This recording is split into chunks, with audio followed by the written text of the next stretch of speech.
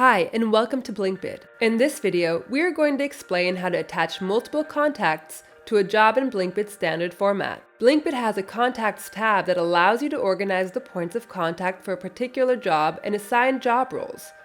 There's a primary contact that will appear on any printed document. If you want to add subsequent contacts to the job, click Add Contact. From inside this pop-up, you can choose from the existing contacts in your address book or create a contact on the spot.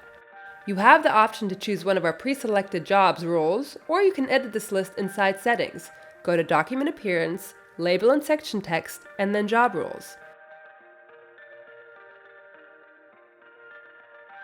Once you have saved the contacts for the job, they can be edited, deleted, or hidden from the printed document from inside the Contacts tab, and make sure to press Save.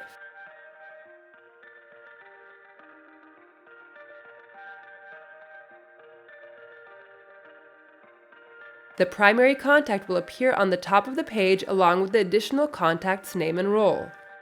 The full contact information, including email and phone number for the extra contacts, will appear on the second page of the BlinkBid Standard document. Thank you so much for watching. Enjoy!